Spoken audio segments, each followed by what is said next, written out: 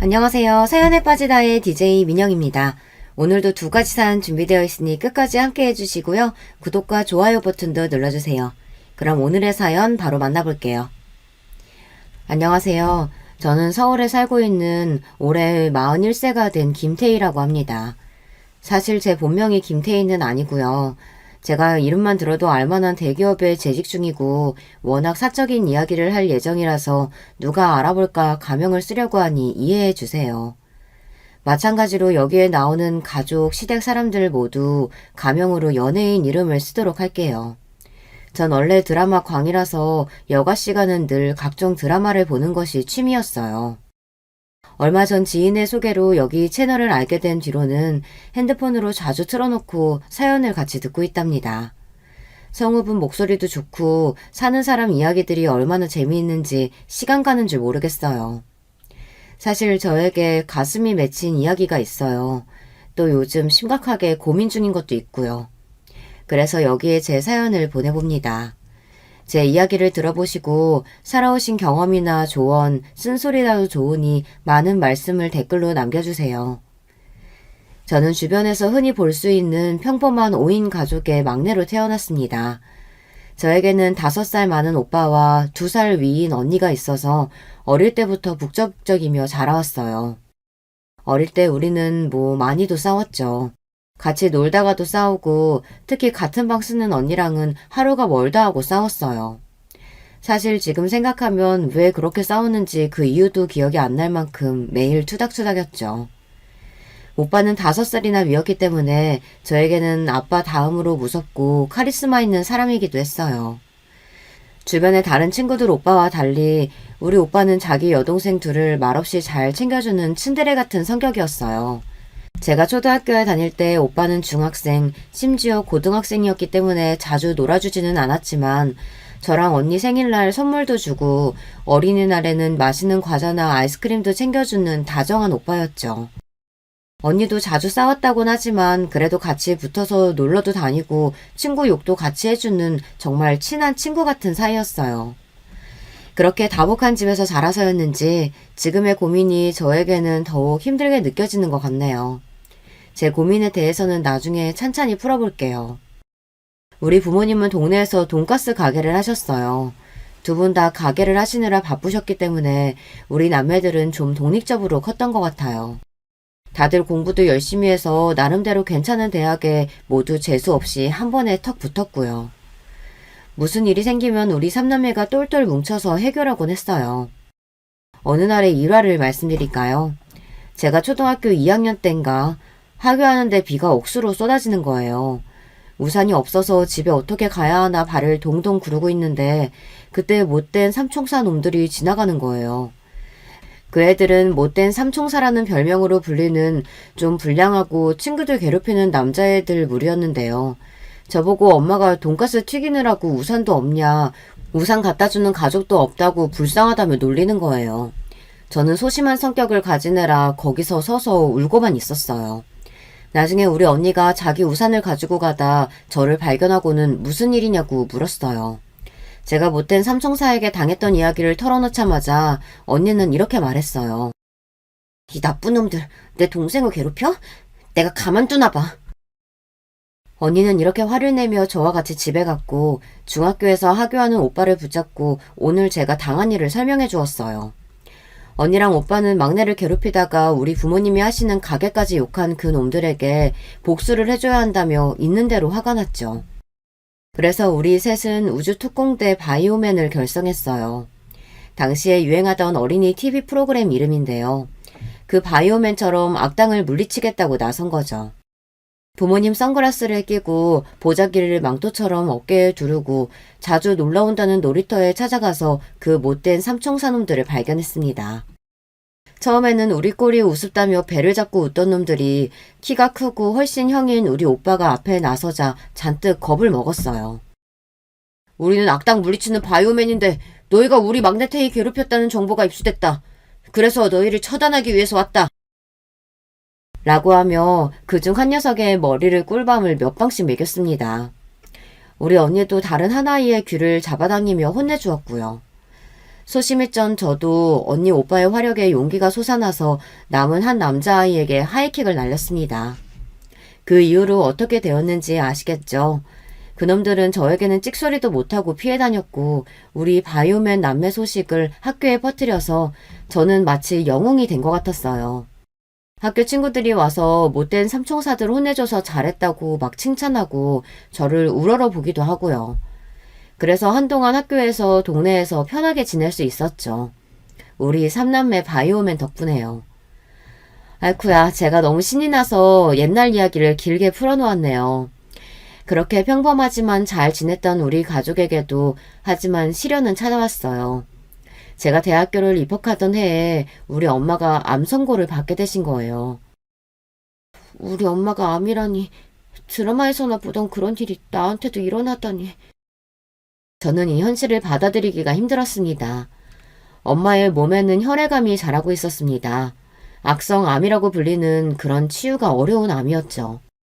엄마의 몸에는 다른 일반적인 암처럼 장기의 암세포가 덩어리처럼 있는 것이 아니라 혈액이나 임파선 그리고 골수까지 암조직이 퍼져 있었던 거예요. 엄마는 선고를 받은 날부터 병원에서 항암치료를 받으셨습니다. 하지만 항암치료는 날이 갈수록 엄마의 생명력을 갉아먹는 느낌이었고 엄마는 날이 갈수록 수척해지시고 생기를 잃으셨어요. 게다가 엉덩이와 허리 쪽 관절 부위에 극심한 통증을 느끼셔서 진통제를 보통 자주 맞아야 하는 것이 아니었습니다. 그렇게 투병하신 지 1년도 채 되지 않아서 엄마는 하늘나라로 가시게 되었어요. 갓 20이 된 저는 친구들은 대학교 새내기로 한참 놀러 다닐 시기에 엄마의 간병을 도왔습니다.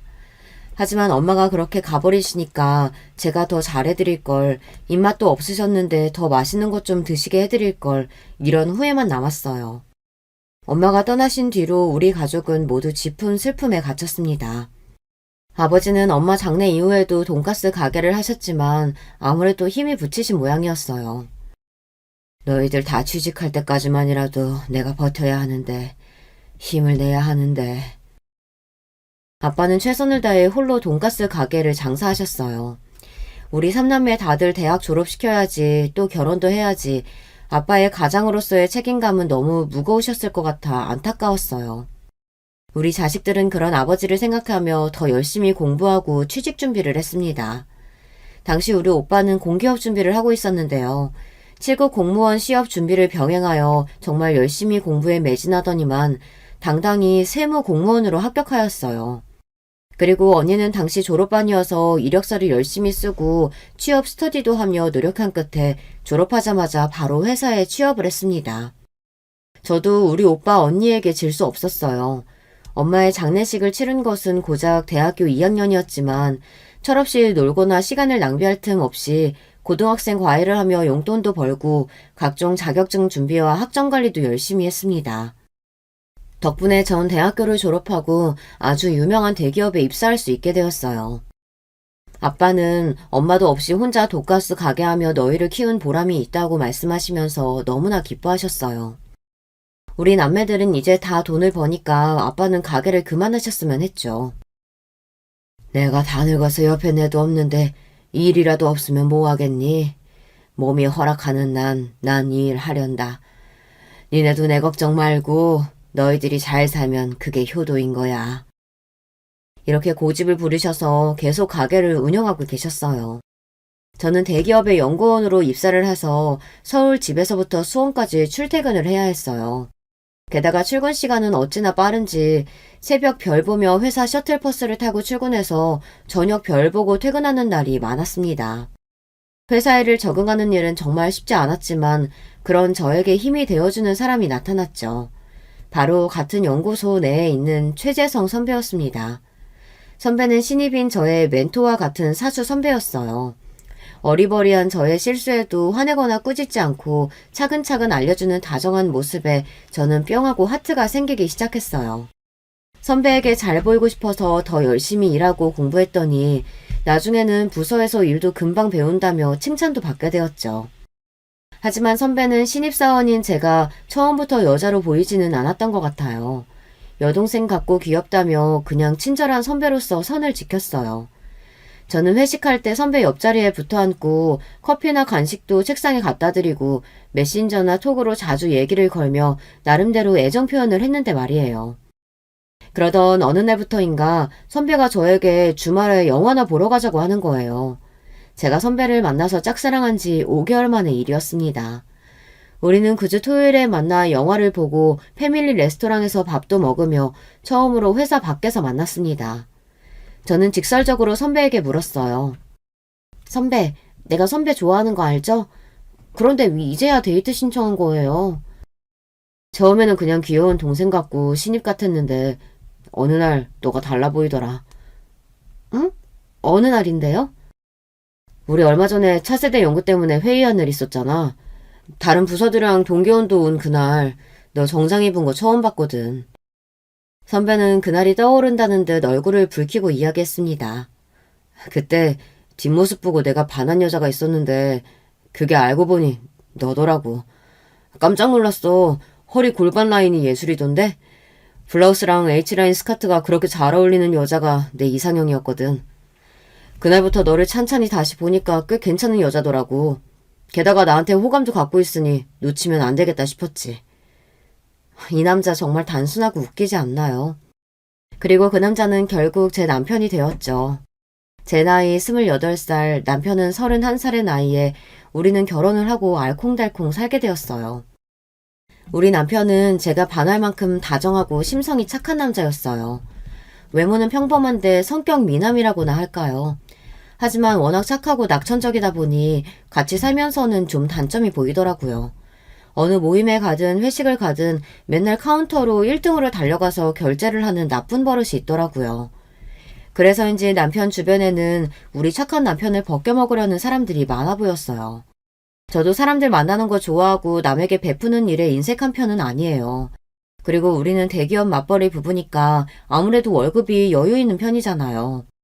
아무리 그래도 그렇지 특히 시댁에만 가면 우리는 그냥 열린 지갑이었어요. 결혼 전 상견례 식당 비용도 다 남편이 냈다니까요.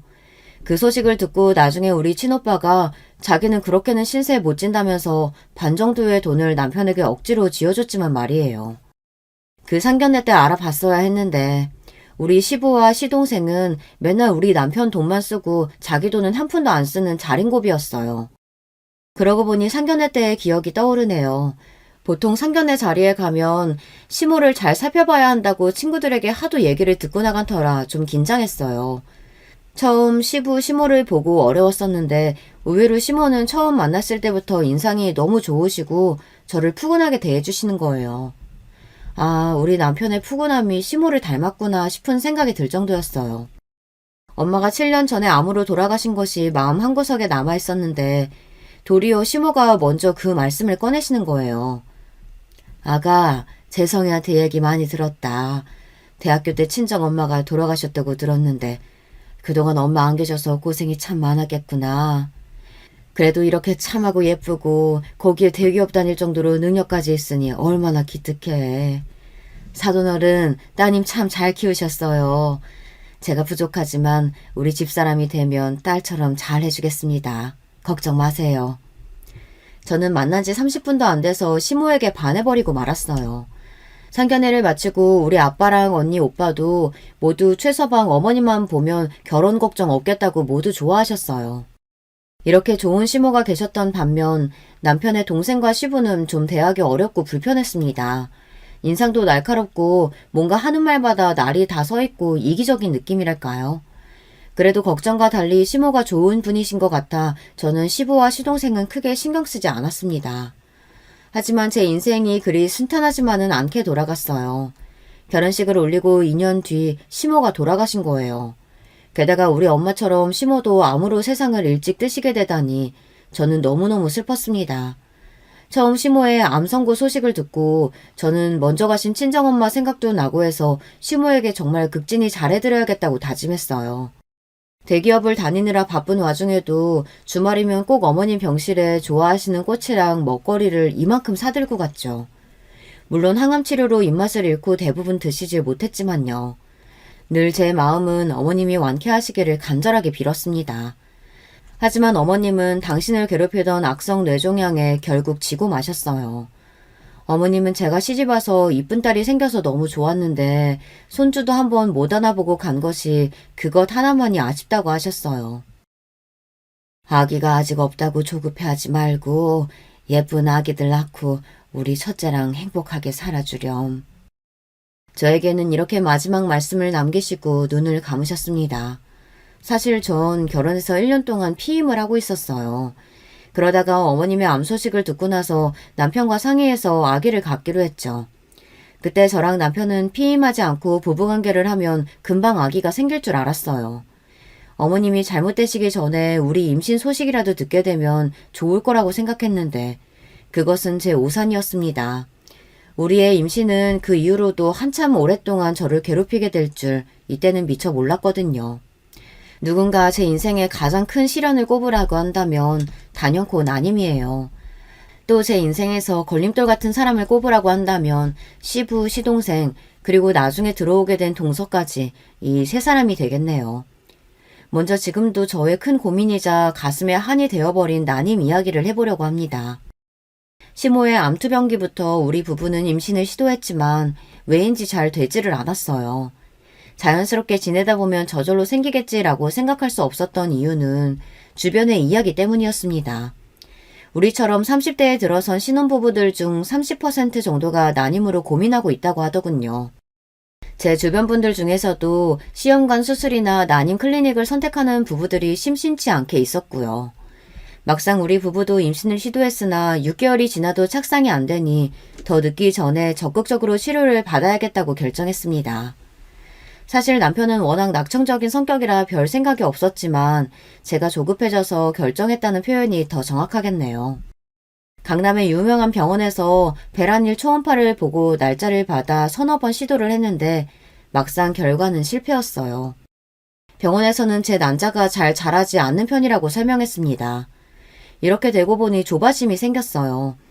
조금 더 기다려봐야 하는지, 이럴 때는 바로 시험관 시술로 들어가야 하는지 고민되는 순간들의 연속이었습니다. 그리고 좀 부끄러운 이야기지만 신혼 때는 눈만 마주치면 불타올랐던 우리 부부의 관계도 막상 날짜를 받아서 숙제처럼 해야 하고 또 생물학적 능력치를 조금씩 업무적으로 챙기다 보니 오히려 전보다 횟수가 줄었던 것 같습니다. 점점 그 부부관계에 대한 열정적인 마음도 식은 것 같아요. 여자인 저도 그렇지만 남자인 남편에게 더 그런 느낌이 들었습니다. 이러다가 부부관계를 하지 않는 무늬만 부부가 되는 건 아닐까 불안함도 생겼어요. 그리고 시모의 간병과 장례 등을 치르며 마음 아픈 시기였고 이 과정에서 시부와의 불미스러운 일들을 겪어야 했어요. 지금 생각해보니 그 시기가 임신하기에 좋은 환경은 아니었던 것 같네요. 그래서 우리 부부는 일단 난임 클리닉을 1년 넘게 다니다가 잠시 중단해야 했습니다. 시부는 저에게 일종의 바람 캐릭터 같은 분이었습니다. 왜 드라마에서 남들 괴롭히고 답답하게 만드는 고구마 100개 먹이는 그런 사람 있죠. 시집 온 그 뒤로부터 자기중심적인 성격과 이기적인 시부를 사실 전 마음속으로 멀리했어요. 하지만 마음으로 거리를 두더라도 며느리 할 도리하고 미운 마음을 표내지 않으려고 노력해서 표면적으로야 별 다른 문제가 없었습니다. 아마도 시모가 계실 때는 시부의 꼬장꼬장 성격을 좀 커버해 주셨던 것 같아요. 하지만 시모가 아프셔서 병간호를 해야 할 사람이 필요한데 가장 적극적으로 나서야 할 남편이라는 사람은 병원에 있으면 자기도 아파서 곧 죽을 것 같은 기분이라는 핑계로 간병인에게 맡기고 자신은 모임이며 취미생활로 이전처럼 살았습니다. 정말 이기적이지 않나요? 이런 모습을 보니 솔직히 시부가 우리 아빠와는 너무 다른 인간이라는 걸 깨닫고 존중하고 싶은 마음이 싹 사라지더라고요. 그리고 더 저와 사이가 틀어지게 된 것은 시모가 돌아가신 뒤였어요. 시모가 해주시던 집밥부터 청소, 세탁, 그리고 자신의 심부름까지 회사를 다니느라 바쁜 제가 해주기를 원하는 겁니다. 본인 돈도 있고 상황이 이렇게 되면 아무리 연세가 드신 남자라고 해도 그렇지 어느 정도 본인 앞가림은 하려고 노력해야 하잖아요. 이미 오래전부터 혼자가 되신 우리 친정아빠는 자식들에게 맡기기 싫다고 엄마가 가신 뒤로는 생전 안 해본 빨래며 집안일도 혼자서 해오신 분이에요. 그런데 시부가 주말에 밀린 시댁 집안일을 시키셔서 가보니 글쎄 자기 팬티까지 아무렇게나 던져놓고 있는 거예요. 며느리가 시부의 팬티까지 빨아준다는 게 너무 어이없지 않나요? 정말이지 정이 딱 떨어지는 순간이었어요. 제가 기함한 모습을 본 남편은 시부를 설득했습니다. 아버지, 아무리 자식이라도 며느리는 다른 집안에서 자란 사람이에요. 어떻게 아버지 빨래나 청소를 엄마처럼 해드릴 수 있겠어요. 게다가 아시죠? 아버지가 맨날 자랑하시는 그 회사 다니는 커리어 우먼입니다. 이런 일은 제가 도우미 아주머니 구해볼 테니까 거기에 맡기시고 돈을 주고 시키시는 게 어떨까요?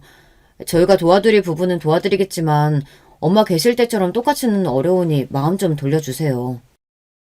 애패는 없는 서름도 기막힌데 이제 자식들도 남처럼 구냐? 에휴, 내가 죽어야 니들이 그때서야 통곡하고 반성을 하지. 결국 남편은 자기가 따로 모으는 개인 용돈으로 아버님의 집안일 도우미 분 월급을 드리는 것으로 합의를 보았습니다. 도우미로 시부댁 집안일을 해결했다고 해도 한 달에 두세 번은 찾아뵙고 건강이며 각종 불편함을 해결해 드리고는 있지만 말이에요. 사실 시부는 우리나라 60대 남자치고는 지병 없이 건강하시고 가진 돈도 적지 않습니다. 시부모 두 분이서 순댓국 장사를 오래 하셨는데 꽤 장사가 잘 되신 편이었다고 하네요. 두 분은 가게를 30년 넘게 하셨지만 시모가 아프시면서부터 운영하기가 어려워서 결국 가게를 다른 사람에게 넘기고 정리했어요. 그래서 살고 계신 아파트는 대출 하나 없는 자가이고 순댓국집 상가도 갖고 계시고 은행에 넣어둔 현금만도 10억은 될 거라고 얼핏 들었거든요. 그럼 본인이 혼자 살면서 얼마나 넉넉한 경제 상황인가요? 도우미 비용 정도는 일도 아니죠. 그런데 자기가 필요로 하는 일은 다 우리 남편이 해줬으면 하는 그 심보. 저는 그런 게 참 얄밉더라고요. 우리 부부는 대기업 맞벌이라고는 하나 월급쟁이 신세라 전셋집 하나 있을 뿐이니까요. 그렇게 자기 돈은 아껴서 차 바꾸고 취미활동한다고 사들이는 악기도 매번 바뀌시는 것을 보면 자기에게 쓰는 돈은 아깝지 않은 모양이죠. 어쨌든 누가 봐도 부러운 은퇴 생활을 즐기고 계세요. 그뿐인가요? 여자친구들도 만나는 모양이에요. 그런데 제가 정말 시부가 싫은 것은 시모가 가신 뒤부터 본격적으로 하시는 잔소리였습니다. 네 시애미는 아들 둘 결혼하자마자 턱 나왔어. 즉 무슨 말이냐 하면 우리 최씨 집안 씨에는 문제 없다 이 말이야. 그런데 너는 왜 아직도 아들을 못 낳느냐 말이다. 요즘 세상이 좀 좋냐? 네 몸에 문제 있으면 얼른 치료든 뭐든 하란 말이야. 이렇게 아들 손주 못 낳는다고 타박을 하는 거 있죠. 아니 자기 아들 씨는 자기 씨부터 문제라고는 생각도 안 하는 것 같아요. 아버님, 저희 난임클리닉 다니고 있잖아요. 노력하고 있는데도 안 돼서 저희도 속상해요. 난임클리닉 비용도 적지 않은데 이제 더 다니다가 보험 적용 안 되면 그때 아버님께서 도와주셔야 돼요. 아버님 자손이잖아요. 이렇게 돈 달라는 얘기 꺼내야 입을 꾹 다물고 잔소리를 멈추십니다. 돈 주기는 그렇게 아까운가 봐요. 아무리 자식이어도 말이죠. 이렇게 저를 괴롭히는 시부에 이은 두 번째 인물이 있습니다. 바로 시동생 최태성이에요. 저보다 1살 어린 시동생인데 남편과는 성격이 영 딴판이에요. 어릴 때부터 하라는 공부는 안 하고 밖에서 사고치고 다니는 문제아였던 모양이에요. 군대에 다녀와서 헬스를 열심히 하더니 그쪽에 관심이 생겨서 부모님 도움으로 헬스장 하나를 차려 하고 있어요. 시동생도 시부처럼 자기한테 쓰는 돈은 안 아끼는데 남의 돈은 좋아하는 타입이었거든요. 헬스장 수입이 있는데도 이날까지 한 번도 밥이나 커피 사는 걸 못 봤어요. 가족 외식이나 부모님 챙기는 것은 다 우리가 알아서 하고요. 시동생은 정말 참여만 하는 거 있죠. 그런데 어찌나 말은 또 이쁘게 하시는지. 아니 부부가 대기업 다니면서 애게 겨우 뷔페야? 어버이날에는 부모님 모시고 5성급 호텔 정도는 가줘야 하는 거 아닌가.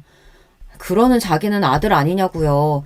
돈 한 푼 안 내고 얻어먹는 사람이 왜 이런 말을 거들어서 괜스레 미운 털 박힐 일을 만드는 건지. 우애가 깊고 서로를 챙겨주려고 하는 우리 남매랑은 너무 달라서 처음 시동생을 보고 문화 충격까지 느꼈답니다. 우리 오빠는 맞이로서 늘 든든하고 우리 가족 일을 앞장서서 하는 분이에요. 국세청에 세무 공무원으로 다니고 있는데 사실 누구나 가고 싶어하는 끝발 좋은 곳이잖아요. 그래도 얘기 들어보니 공무원이라 월급이 적은 편이더라고요. 그렇지만 우리 오빠는 늘 우리 가족 모이는 날이면 맛있는 거 먹으러 가자고 먼저 얘기하고 동생들 돈은 내지도 못하게 하는 사람이었어요. 그러면 우리 언니와 저는 가만히 있지 않아요. 백화점 상품권이나 한우 같은 값비싼 선물을 사서 올케 언니에게 드리고 오죠. 그리고 제가 자식은 아직 없지만 조카는 셋이나 있거든요. 오빠의 아들 한 명과 언니의 딸 둘을 가진 조카 부자예요.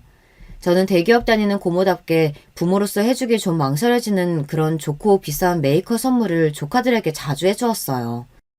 이렇게 남매들끼리 서로 말하지 않아도 베푸는 성격이니 얼굴 붉힐 일도 없고 또 서로 티내지 않고 챙기는 그런 가족 문화를 갖고 있답니다. 그리고 친언니는 의류 사업을 하느라 바쁜 형부가 있어 조카들을 키우는 전업주부인데요. 저와 전화도 가장 많이 하고 무슨 일이 생기면 가장 먼저 이야기할 만큼 친한 사이예요. 시댁에 와서 시동생하고도 그렇게 친하게 서로 챙기면서 지내고 싶었는데 이 동생은 정말 우리 오빠 언니와는 너무나도 달랐습니다. 시모가 돌아가시고 외로웠던지 시동생은 갑자기 소개팅을 계속하더니 금방 결혼까지 했어요. 옛말에 초록은 동색, 가재는 개편이라고 했던가요. 맙소사 글쎄 자기랑 똑같이 염치 없이 구는 동서가 들어온 거 있죠. 제 세 번째 바람 캐릭터가 이제서 등장했네요. 동선의 친정은 종로에서 무슨 귀금속 가게, 그러니까 금은방을 했다고 들었어요. 그래서 맨날 돈 자랑, 있는 자랑을 그렇게 하죠. 결혼하자마자 서방님은 동선의 친정에서 자금을 빌려주셨는지 헬스장을 확장해서 PT샵까지 하고 있습니다. 이 부분은 만나면 그렇게 맨날 돈 많은 사람들 부러워하고 어떻게든 벗겨먹을 생각에 혈안인 것 같아요. 대부분의 대화 주제가 누가 벤틀리 타고 오더라, 무슨 사업이고 한 달에 얼마를 버냐, 헬스장에 오는 고객분들 얘기를 줄줄 해대요. 그리고 그렇게 돈이 많아 보이는 사람들을 어떻게든 꼬셔서 자기도 그 사업에 낄 방법은 없는지, PT 받도록 유혹할 방법은 없는지 그걸 연구하는 부부입니다. 헬스장 광고 전단지에는 한 달에 3만 원 이렇게 써놓고 막상 고객들이 물어보면 다른 가격을 얘기하고 그것도 1년치 이렇게 장기로 현금 결제해야 할인해준다고 유도하지 않나. 카드나 현금 영수증 요구하면 부가세라는 명목으로 더 받고 이렇게 현금으로 수입의 대부분을 채워 무조건 현금 금고에 넣고 다닌다고 합니다. 그리고 당연히 세무 수입 신고는 엉망이고요. 그렇게 법을 어겨놓고 결제 전 녹음하고 세무과에 신고한 어떤 고객을 둘이서 엄청 욕하기 시작하는 거예요. 거지 같은 새끼 어쩌고 하면서요. 뭐 묻은 개가 뭐 묻은 개 욕한다더니 정말 거지같이 구는 것은 서방님네 부부 같아요. 급기야 좀만 더 열심히 수익 금액 누락하면 기초수급자 수준 돼서 나라 돈을 타먹을 수 있겠다고 동서랑 웃고 좋아하는 모습을 보니 혐오감까지 들었어요. 그 정도면 남부럽지 않게 있는 사람들이 왜 저러고 살까요? 가전제품 바꿀 때마다 형한테 전화해서 직원가로 사달라고 하고 결국 나중에는 그 돈도 어영부영 안 주고 넘어가는 거죠. 자기들이 신고 다니는 골프웨어나 명품 신발만 하나 안 사도 그렇게 거지같이는 안 살 텐데 참 안타까워요. 이 서방님네 부부는 그런 점에서 참 꿍짝이 맞는 것 같아요. 제가 동서가 싫은 이유는 성성적으로 질투가 많아서 저에게 가시돋친 말을 자주 하고 시부와의 사이에서 이간질을 해서 더욱 시부와 사이가 나빠지게 만든다는 점이에요. 거기에 제가 임신 부분에 대해 민감한 것을 알고 악용하는 질이 나쁜 사람입니다. 사람 약점을 가지고 노는 것은 정말 악독한 짓이잖아요. 제가 학벌이 좀 좋은 편이고 대기업을 다니니까 회사를 다녀본 적 없는 전업주부인 동서는 그게 안 입고 온 모양이에요. 여자가 너무 배워도 매력 떨어지는데 요즘 바람나는 남자들 와이프들 보면 은근 고학력자의 전문직 여자들이더라고요. 자기 혼자 배우고 능력에 취하니까 옆에 남자 기죽이는 거죠. 우리 형님은 안 그렇죠? 그럼요. 시아주버님 같은 남자가 어디 있겠어요. 와, 막 이렇게 사람 열받게 말한다니까요. 아버님, 혹시 형님 지난주에 오셨어요? 회사 일로 바쁘다고 안 왔다고요? 며느리가 혼자 된 시부가 불편하다고 회사 핑계대고 시댁에 자주 안 온다니. 에휴, 저는 우리 허니가 너무 좋으니까 아버님한테도 잘해드리고 싶은데 형님은 저보다 몇 년 일찍 이 집 식구가 됐는데도 왜 그렇게 냉랭하대요? 그러면 여기에 시부도 장단을 맞춥니다. 네가 참 바른 말 한다. 걔가 원래 그랬어. 처음 봤을 때부터 여자가 고분고분하지 못하고 뻣뻣하더니 우리 첫째 달달 볶고 사는 건 아닌지 걱정이네. 아니 그래서 걔네가 아직도 애기가 안 생기는 거 아닌가? 지난번 제가 들었던 동서와 시부의 대화가 이러했습니다. 정말 수준 이하의 사람들끼리 모여서 저를 까는 재미가 좋은가 봐요. 화가 나는 걸 넘어서 정말 너무 사람들이 저속해 보여서 도무지 정이 안 붙고 대하기가 힘드네요. 거기에 동서는 제가 아기를 가지 못한 것이 유일한 약점이라고 생각하고 툭하면 애 없는 서름을 안겨줍니다. 형님, 저랑 우리 허니는 정말 툭하니까 짠하고 애기가 생기던데. 돈 좀 더 벌면 둘째 갖고 싶어요. 그 전에 생겨버릴까봐 걱정이라니까요. 그래도 형님하고 시아주버님은 그런 걱정은 없으셔서 편하겠다. 어쩌면 사람이 이렇게 못되게 말할 수 있을까요? 동서랑 말을 섞고 나면 전 늘 화병이 올라오는 것 같은 기분을 느끼게 됩니다. 그러다가 정말 이 여자를 용서할 수 없게 되는 사건을 맞닥뜨리게 되었어요. 그날은 시모의 제삿날이었어요. 제사를 드리고 시부는 약속이 있다며 잠깐 나가셨고 남편과 동서와 과일을 먹으면서 이야기를 하고 있었죠. 나 회사에 김책임이 용하다고 소개해줘서 유명한 역술가한테 전 봤었었다. 요즘은 또 전화로도 된다고 해서 회사에서 몇 사람하고 같이 봤어. 근데 신기하게 내 사주만 보고 딱 이러는 거야. 타고나기는 똑똑한데 아쉽게도 자식이 귀하다. 그래도 부자 된다. 생각해보니까 나 대학생 때 친구들하고 타로점 볼 때도 다들 자식이 귀하다, 자식 갖기 어렵다 이런 말 했던 기억이 나더라고.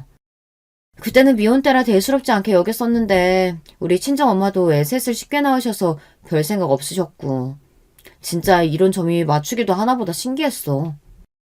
난 오히려 당신처럼 이성적인 사람이 그런 생각하는 게 새롭고 귀여운데 그냥 점쟁이들이 찍은 게 우연히 딱딱 맞은 거 아닐까? 근데 우리 친가 쪽 어른들 중에 두 분도 애 못 낳고 지금 50 넘으셨어. 어느 집안이나 그런 케이스가 있는 거 아닐까? 이런 말 하면 싫으실지 모르시겠지만 우리 친정엄마가 그러셨어요. 남녀가 만났을 때 아이가 안 생기는 건 피가 안 맞는 거라고. 즉 아이가 안 생기는 건 잘못된 만남이라는 뜻이라고요. 동서, 말이 좀 듣기 그렇다. 지금 21세기야. 대학 교육까지 받은 동서가 그런 말 되는 얘기를 우리한테 전한다는 게 좀 웃긴 거 아니야? 형님, 좀 배웠다고 유세하세요, 지금? 우리 친정엄마 무시하는 거예요? 무시가 아니라 말도 안 되는 그런 말을 옮겨오는 속셈이 뭐냐는 거지. 밭이 안 좋으니까 애를 못 낳는 거지. 괜히 찔리니까 뭐 대학 교육이니 어쩌니 하면서 우리 엄마 무시하는 것 봐. 뭐? 동서, 지금 말 다 했어? 아니, 남았는데? 옛날 같으면 여자가 애 못 낳으면 다른 건 다 잘해도 소박감이었어. 맨날 잘난 척하면서 정작 애도 못 낳고 이제 늙은 자국만 남았네? 동서의 비웃음에 저는 억장이 무너졌습니다. 순간 그 비우는 얼굴을 어디라도 한 대 치고 싶었는데 그때 남편이 우리 둘의 싸움을 말렸어요. 저는 분을 이기지 못하고 나와서 밤거리를 돌아다녔습니다. 동서가 하는 말 하나하나가 그대로 칼날이 되어 제 가슴에 찔렸어요. 우리가 아이가 없는 건 모두 저 때문인가요? 전 여자로서 정말 생식 기능이 없는 걸까요? 10년 동안 돈도 쓰고 노력을 해왔는데 이렇게 아이가 안 생기는 걸 나보고 어떡하라고. 임신을 못한다는 이유 하나로 저런 이상한 여자에게 이런 말까지 들어야 하나요? 전 너무 억울하고 자존심이 너무 상했어요. 난임 클리닉을 다니다가 남편과 잠깐 그만두고 나서 동서가 결혼해서 바로 딸을 낳는 것을 보고 전 더 마음이 급해진 나머지 바로 시험관 시술을 시작했어요. 보통 난임병원에서 몇 년 더 시도하다가 시험관으로 간다고 하지만 저는 바로 간 케이스죠. 제 나이가 35살도 안 되었으니 조금 빠른 감이 있지만 나쁠 것도 없다고 하더군요. 왜냐하면 시험관 시술 전 검사 결과 제 생식기관 중 하나가 선천적 구조 이상이 있을 수 있다고 했어요. 인공수정도 안 되고 시험관으로만 해야 하는 케이스라고. 그래서 7년 넘게 시험관 시술을 했지만 아무 소용이 없었습니다. 이럴 줄 알았다면 결혼한 직후 난자 냉동을 했어야 하나 이런 후회도 되었어요. 이제는 마흔을 바라보는 나이가 되었으니 말이에요. 전 친언니에게 한참을 울며 전화로 오늘 일을 이야기했어요. 그 전에도 동서의 흉을 본 적이 있어 사정을 잘 알고 있던 언니도 오늘 일은 정말 너무하다며 엄청 화를 냈어요. 전 이날 한참을 밤거리를 돌아다니고 마음의 상처까지 결국 지독한 독감으로 알아눕게 되었어요. 회사에 병가를 내고 병원에서 링게를 맞으며 입원해 있는데 우리 오빠랑 언니가 어떻게 알고 병원에 찾아왔어요. 아니, 오빠 언니 여기를 어떻게 알고. 둘째한테 얘기 들었어. 너 동서라는 여자한테 그딴 소리 들으면서 지금까지 살았다는 거 그게 말이 돼? 우리 아버지가 알면 뒤로 넘어가실 거야. 네가 얼마나 똑똑하고 인정받는 딸이었는데. 그 말에 저도 모르게 울컥했어요. 오빠 미안해요. 내 탓이지 뭐. 바보 같은 소리 하지 마. 막내 너는 가만히 있어. 얼른 건강 회복하고 있으면 돼. 이 오빠가 다 알아서 할 테니까. 이 자식들 세무조사 안 당해봤지? 기대해라. 우리 오빠는 그렇게 제 앞에서 동서의 복수를 다짐하고 돌아갔습니다.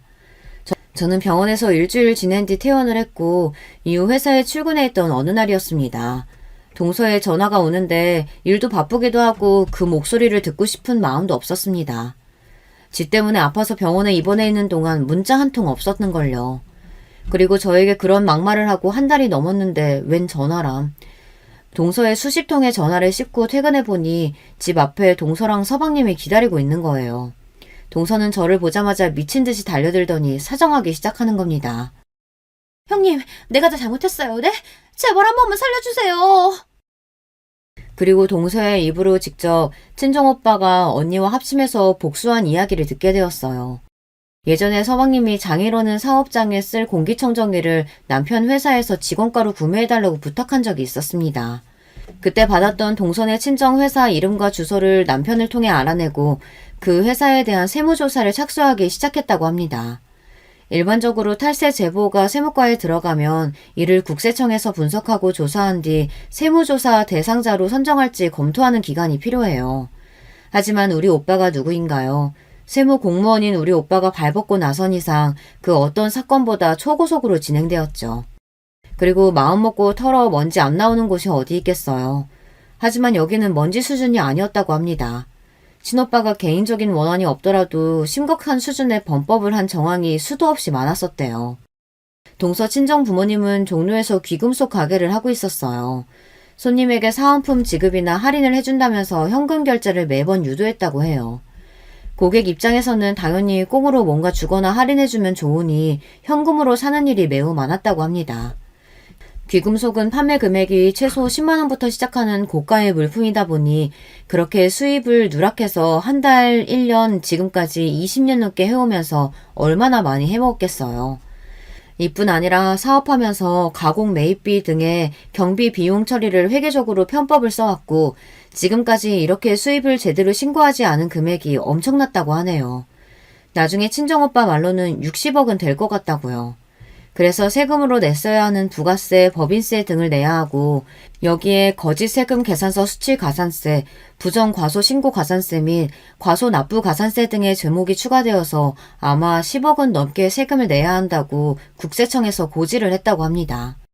그래서 이 돈을 마련하기 위해 가지고 있는 재산을 급히 처분하고 있지만 내야 할 추징 금액이 워낙 커서 매우 힘들다며 동서는 제게 토로했습니다.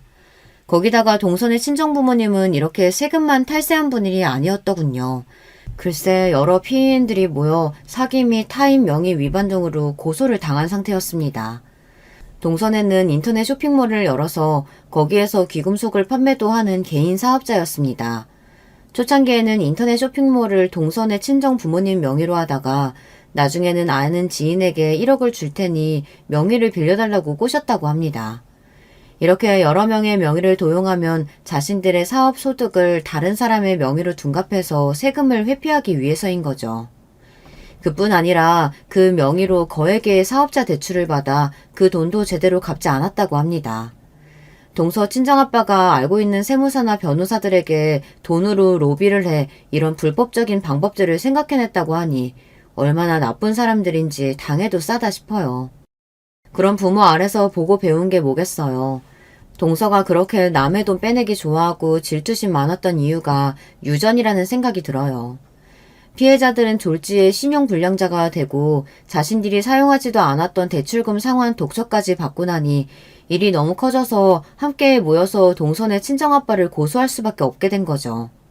지금 국세청에서 추징당한 돈에 민사소송 손해배상으로 잡힌 소송 금액만도 다 합치면 50억은 될 거라고 하네요. 형님, 우리 친정이 갖고 있는 재산 탈탈 털어도 그렇게 큰 돈 낼 수가 없어요. 지금 부모님이 살고 있는 집이며 모든 재산에도 가압류가 잡혀있어서 정말 피가 마른다고요. 제발 친정오빠한테 이제 그만 막아달라고 말씀 좀 해주세요. 제가 앞으로 형님이 하라는 거 뭐든지 다 할게요. 시부도 제가 모실게요. 네? 그러니까 이번 한 번만 살려주세요. 정말 우리 집 다 망할 것 같아요. 동서는 얼마나 절박한지 제 다리까지 잡으며 사정을 했습니다. 맞아요, 형수. 당장 그만둬요. 같은 가족끼리 이러는 건 너무하지 않아요? 서방님이랑 동서는 같은 가족인데 왜 저한테 비수꼬는 말을 해온 거죠? 서방님네가 하는 헬스 PT샵도 문제가 많다죠. 피트 선생님들 경력 위주에서 홍보해놓고 최저 시급에 가깝게 돈 주고 그마저도 급여 떼어먹어서 노동청 신고가 엄청나다면서요. 그리고 동선에 못지않게 고객들한테 현금 거래로 꼬셔서 탈세한 금액이 과연 얼마나 될까요? 동서 말만 듣고 일 막으면 서방님네 가게도 무사하지 못할 거예요. 따끔하게 한마디 하니 서방님은 얼굴이 사색이 돼서는 그대로 내빼버렸습니다. 아니, 이제 우리 헬스장까지 건들겠다는 거예요? 남의 눈에 눈물 나게 했으면 자신들은 피눈물 날 수 있다는 걸 알아야지. 동선의 부모님 사정은 너무 딱하지만 없는 일로 그렇게 당하는 것도 아니잖아. 따지고 보면 사업하면서 동선의 친정이 온갖 범죄 다 저지른 대가를 치르는 거야. 나랑 우리 친정 욕보여서 복수당한다고만 생각하지 말고 동선애가 정직하게 사업하지 않은 벌이라고 생각하는 건 어때? 뭐? 그래서 우리 집 망하는 꼴 기어이 보겠다는 거야? 아주 독한 년이네. 우리도 비싸고 능력 있는 변호사 써서 그 피해자들이라는 것들 고소할 거야. 지들이 돈 1억씩 받아놓고선 어디서 피해자 행세야. 그리고 지 동생 때문에 복수한 당신 오빠랑 국세청도 고소할 거야. 나랑 우리 아빠가 가만히 당하고 있을 줄 알아? 방금 전까지 순한 양이 되어 제게 뭐든 다 하겠다던 동서는 순간 하이에나같이 돌변했습니다. 저 모습이 동서의 진짜 모습이죠. 울고 빌던 모습은 가짜로 연기한 것이지 진짜 반성한 것은 아니었던 거예요. 저에게 여러 독서를 내뱉고 동서는 가버렸습니다. 제 복수 때문에 무슨 일을 당한 것은 아닌지 걱정된 나머지 친정오빠에게 전화를 걸었습니다. 하지만 우리 오빠는 모든 탈세자들은 저렇게 버티고 욕하며 오히려 자기들이 죄 없다고 더 나대는 법이라며 걱정 말고 기다리면 그들이 어떻게 끝나는지 보여주겠다고 저를 안심시켜 주었습니다. 부당한 탈세에 해당돼서 추징당하는 세금만 문제가 아니라고 합니다. 그들은 조세범 처벌법에 따라 탈세액의 2배 해당되는 벌금이나 아니면 3년 이하의 징역으로 형사처벌을 받게 될 거라고 했습니다. 나중에 동선의 친정회사는 징역을 면하기 위해서 변호사를 고용하고 자신들이 당한 세무 처분에 대한 행정소송을 국세청에 했습니다. 하지만 소송 끝에 이들은 결국 패소하고 징역 1년의 실형을 선고되었습니다.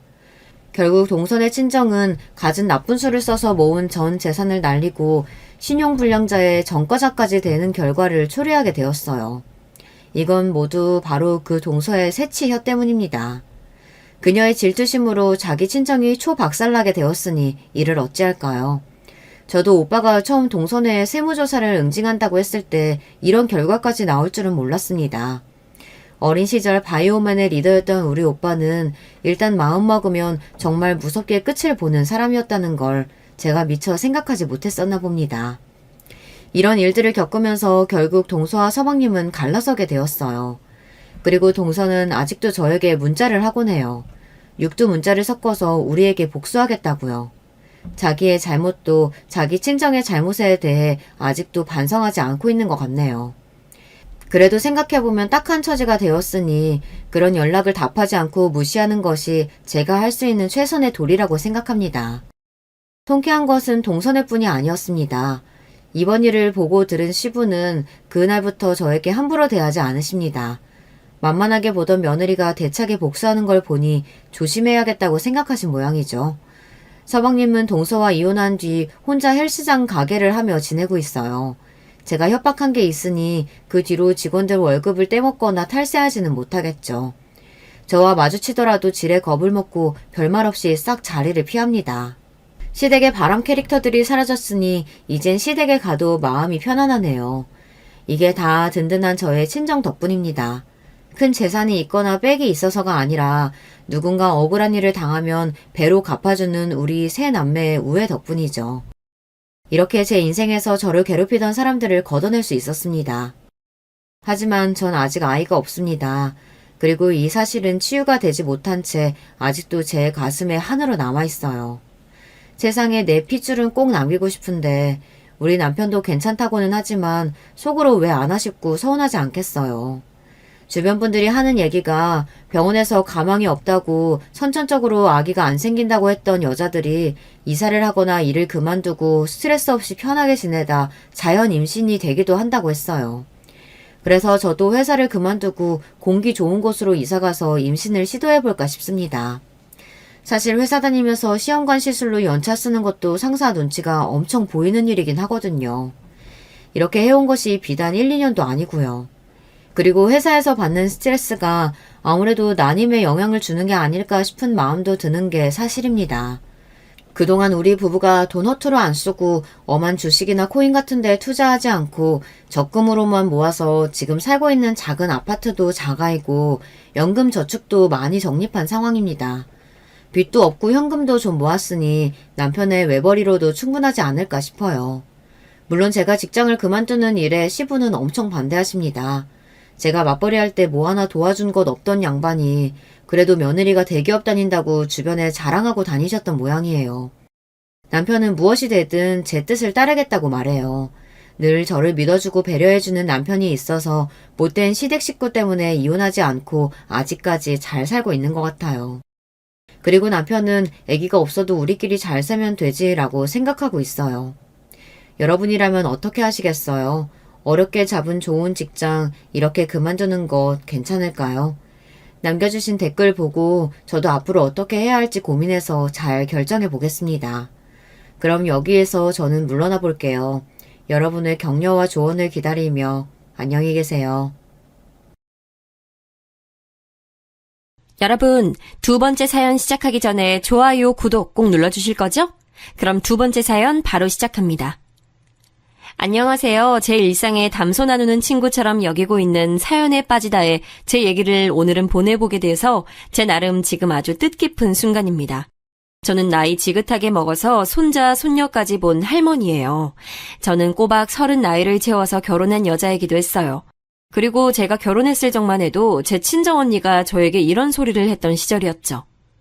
예, 나는 네가 노처녀로 늙어 죽을까봐 걱정했는데 그래도 시집가게 돼서 정말 다행이다. 30씩이나 먹은 여자를 흔쾌히 데려가겠다는 사내가 있는 게 우리 집안을 구한 것 같네. 언니, 전에 우리 집 살던 순이 언니라는 분도 31에 시집 갔었는데 내가 30에 결혼하는 게 뭐 그리 늦다고 호들갑이야? 그리고 나는 내 형제들이 우리 부모님 편찮아지신 걸 두고 이런저런 핑계대면서 다 외면하지만 않았어도 돈 벌어서 부모님 병원비 대느라 바빠지만 않았어도 진작에 시집 갔을 거야. 상황 뻔히 알면서도 왜 이래? 명자 얘가 결혼 앞두고 맹랑하게 별별 소리를 다 하네. 지난 일은 왜 들먹거려? 네 큰 조카가 이미 중학생인데 넌 아직까지 노처녀로 살고 있었으니 내가 걱정돼서 한마디 한 것 좀 가지고. 저는 사남매 중에서 넷째였어요. 결혼을 앞뒀던 저에게 괜한 잔소리를 날렸던 큰언니, 그 바로 밑에 작은언니, 또 그 바로 밑에 오빠가 있었고요. 무려 3명이나 연년생이었던 것이죠. 그리고 막내인 저는 오빠하고 5살 터울로 태어났으니 왜 그 셋만 연속으로 태어났었는지 능히 짐작하시리라고 봅니다. 아들을 낳기 위해서 그랬던 것이었죠. 제 친정 오빠는 그렇기에 형편 부족한 집안에서도 가장 대우를 받고 자랐어요. 부모님의 오빠를 향한 편애가 이어지자 언니들은 서로 뭉쳐서 한 편을 형성했고요. 저만 낙동강 오리알 신세로 자랐습니다. 언니들은 중학교까지만 나왔고 오빠는 고등학교까지 나왔는데요. 이걸 두고도 언니들은 영 불만이었나 봐요. 열심히 돈을 벌기 시작하더니 금세 남자 만나서 시집들을 가버렸고 여자는 결혼하면 출가 외인이라는 인식이 팽배했던 당시의 흐름을 착실히 따랐습니다. 편애받고 자란 오빠는 그럼 행복하게 잘 자랐냐고요? 꼭 그렇지도 않았어요. 가감없이 표현을 해보자면 글쎄요, 어중간한 망난이었다고나 할까요? 군대를 다녀오자마자 웬 젊은 유부녀와 눈이 맞아서 야반도주를 했던 사건은 그 이후로 저희 집안에서 두고두고 회자됐네요. 나중에 제 친정 아버지의 오랜 지인분께서 주선해 주신 상대와 어찌저찌 결혼을 했는데요. 언니들하고 똑같은 노선을 타더라고요. 아버지 어머니가 나한테 해준 게 대체 뭐가 있어요? 옳게 베풀어 준 게 어디 하나라도 있냐고요. 아프고 힘들다 어쩌고 저쩌고 하면서 나한테 손 벌리지 마세요. 나는 내 가정 하나 건사하기에도 몹시 바빠진 사람이니까요. 명훈이 네가 어떻게 우리한테 이럴 수가 있니? 우리가 너를 얼마나 애지중지했는데 온갖 허물 다 감싸주면서 이날이 이때껏 키워왔는데 너는 늘 우리의 아픈 손가락이었어 이거사. 누가 아픈 손가락 삼아달라고 했어요? 어머니가 뭐라고 하시든 저는 이제 개코도 신경 안 씁니다. 제 친정엄마가 충격과 배신감으로 쓰러졌던 모습을 저는 눈앞에서 직접 봤죠. 그러면서 오빠는 금수만도 못한 놈이구나 이런 생각을 했었어요. 저희 친정 부모님이 그 시기에 건강이 나쁘셨어요. 언니들과 오빠는 각자 다른 이유로 부모님을 향해 원망의 화살을 쏘아대며 나몰라라 했고 결국 부모님 곁에 남아 챙겨드린 건 저뿐이었습니다. 혼자서 사회생활과 집안일까지 병행하려니 죽을 맛이었고 한 분이 입원이라도 하시면 병원 생활까지 제가 종종 해야 했으니 이런 판국에 연애가 뭐고 결혼이 뭔가요. 하루하루 살기에도 바빴는데요. 저는 제 남편과 멋지고 운명적인 연애를 통해 결실을 맺은 건 아니었고요. 저도 상대도 서로 결혼하기에 차고 넘치는 나이였고 서로 지지부진한 집안 수준도 비슷했고 그런 연유로 곁다리 지인을 통해 만나 결혼하게 됐습니다. 남편은 애석하게도 썩 그리 좋은 사람은 아니었어요. 결혼 자체가 나긋나긋하지 않았고 약간 다혈질적이었죠. 나이는 저보다 2살 위였고 그때까지 남편이 결혼을 하지 않고 있었던 이유는 저와 비슷했습니다. 가족들을 위해서 사느라 그랬어요. 꼭 저처럼 남편도 사남매 집안이었어요. 저는 막내인 반면 남편은 셋째였는데요. 실질적으로는 장남이었답니다. 형제들 중 첫째인 아주버님께서는 원래 출생 당시부터 한쪽 다리가 좀 불편하셨는데 엎친 데 덮친 격으로 자전거 사고를 당하셔서 눈에 띄게 다리가 더 불편해지셨어요. 통증 때문에 일상에 어려움을 겪으시는 경우도 잦았고요. 그리고 둘째인 시누이는 어렸을 때 먼 친척집으로 가서 거기 일을 하면서 먹고 자고 하며 산 세월이 10년이었다네요. 유년 시절을 따로 보냈던 것이죠. 시집을 가서는 철저히 출가 외인으로 살았고요. 이러니까 남편이 실질적인 장남이었던 거예요. 막내 아들인 시동생은 놀랍게도 공부머리가 있었다네요. 그래서 남편은 자기 동생의 학업을 위해서라도 부지런히 일을 해서 돈을 벌어야 했지요. 전 이렇게 생각했어요. 그다지 건강하지 못한 부모, 가게에 도움이 되지 못하는 형제들, 가족을 위해 사느라 정작 나 자신을 위해서 살아보지 못한 것까지 이 남자는 나랑 비슷하네. 공감대를 형성할 수 있을 것 같다는 생각이 든다. 최근 제가 텔레비전을 보는데 예능 프로그램에서 어느 사회자가 그러더라고요. 남자는 아랫도리 때문에 인생 말아먹고 여자는 동정심 때문에 인생을 망친다고 말입니다. 제가 그 말 듣는데 저도 모르게 이야 소리를 내면서 무릎을 탁 쳤네요. 표본을 찾을 것도 없이 당장 제게 해당되는 것 같았으니까요. 자식 셋 낳고 이어갔던 결혼 생활은 결코 녹록지 않았고 남편은 갈수록 독불장군이 되어갔습니다. 뭐야, 집에 술이 없잖아. 이 망할 놈의 집구석 그나마 술이 있어야 봐줄 만한 건데 술이 다 떨어지도록 여태 다들 뭐하고 있었어? 당장 튀어나가서 술 가져와. 어서 가져오라고. 내 말 안 들려? 당신 애들한테 자꾸 왜 그래요? 애들이 무서워하잖아요. 그리고 이제 우리 술 사다 놓을 돈도 없어요. 돈이 없어서 못 사다 놓은 거니까 그렇게 알고 당신도 이제 술 끊어요. 이 옆에 내가 무슨 헛소리를 그리 공들여서 하고 있어. 돈이 없다고? 그럼 자식 새끼들 저녁은 어떻게 뭘로 먹였다는 거야? 저기 저거 연필도 새로 산 거 같은데 아니야? 저거 살 돈이 있다는 건 술을 살 돈도 있다는 거지. 이 옆에 내가 어줍잖은 헛소리로 나를 현혹시키려고 들어? 오냐, 오늘 너 죽고 나 죽어보자는 거지? 가뜩이나 성정도 부드럽지 않은데 술까지 들어가면 그때는 정말 남편은 괴물이 됐죠. 괴물은 의사소통도 안 되고 오직 처리하거나 피해야 할 대상이잖아요. 마치 딱 그런 것 같았어요. 있으면 무서운 존재, 하등 도움이 안 되는 존재였습니다. 결혼 생활 초반부터 그러지는 않았는데 시간이 갈수록 그렇게 됐네요. 원래 타고난 본성이 그런 것이었는지 아니면 사는 게 즐겁지 않아서 그렇게 되어갔던 것인지는 지금까지도 전 모르겠습니다. 애들은 자기 아버지가 워낙 불안정한 모습만 보이니까 심적으로 방황들을 했어요. 특히 제 아들, 장남 말입니다. 저는 아들, 딸 이렇게 셋을 낳았는데요. 아들에게 미안한 점이 너무나도 많았습니다. 결혼하자마자 금방 생겼던 생명이었고 따라서 부모가 될 준비가 완전하게 되지 않은 때에 맞이한 아이였기 때문에 모든 게 서툴렀던 것 같아요. 그리고 아들이 첫 돌을 사흘 앞뒀을 때 시아버지께서 돌아가셨거든요. 그래서 첫돌 기념도 못했습니다. 이게 두고두고 미안하더라고요. 자식 셋 중에 유일한 아들이고 또 첫째잖아요. 그래서 남편은 자식들 중에 아들을 가장 챙겼었는데 이게 꼭 좋은 것만은 아니었습니다. 태서가, 우리 아들! 남자는 말이야, 책임감과 사명감이 있어야 되는 거야, 알아들어? 공부가 안 되면 일을 해야 되고, 일이 안 되면 어디 가서 사비라도 지어야 그게 남자야.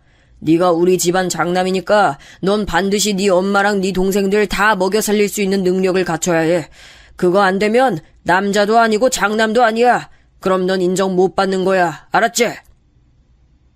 네, 아버지. 제가 잘할 수 있는 거 찾아서 반드시 성공하고 돈도 많이 벌고 가족들 먹여 살릴게요. 그래, 바로 그거야. 그게 바로 남자야.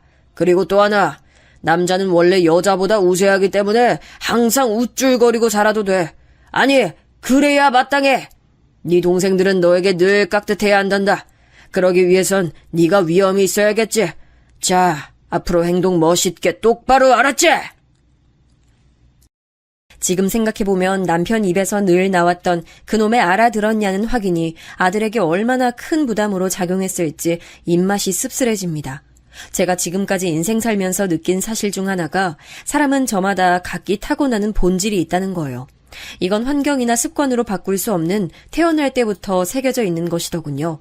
제 아들은 타고나기를 남편이 종용해댔던 남자의 도리에 그 본질이 걸맞지 않았어요. 하지만 남편은 자기가 그렇게 살아왔다는 이유 하나만으로 장남에게 자신의 그릇을 물려주고자 했죠.